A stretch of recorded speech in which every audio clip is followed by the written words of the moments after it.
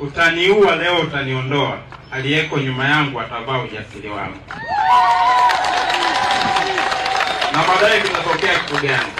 Sasa kuna watu ambao ni viongozi, na ukiwa na mamlaka unaweza kuamrisha jambo fulani, ukamwambia huyu weka matani, wewe weka huko, sawa. Lakini nyuma watu wanatazama na kuona. Wakati wa mkoloni alitumia vitu vizito sana kuwadhibiti watu, lakini ikafika hatua mkoloni akasema inatosha, watu inabidi watawale kwa namna nyingine, sio kwa mabavu tunayoyatumia. Leo tunasema Tanzania ya amani, Tanzania ya haki, Tanzania ya uhuru. Kwa nini niogope kuongea kwenye nchi yangu? Na sijatukana. Sijui kama nimezungumza neno la kutukana hapa. Sijui kama nimezungumza neno la kufedhesha hapa.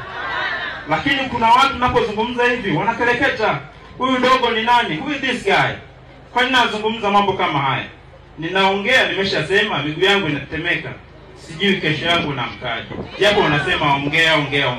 Wewe unaongea kwa sababu unakuwa ofisini kule. Baadaye ukishasikia Enoki ametekwa utaanza free Enoki. Baada ya mwezi mmoja tumeshasahau hizo habari. Mungu wangu tusaidie. Tunahitaji kuiona Tanzania yenye amani, yenye haki. Huwezi ukazungumza amani bila kuzungumza haki. Leo ndugu zetu Dar es Salaam wamekufa, lakini msingi mkubwa kufuatilia ni madai ya haki. Tutaendelea kuidai haki. Jambo la tatu, ninazungumza miguu inagongana, japo mnaniona nimesimama, kwa sababu tunajua Tanzania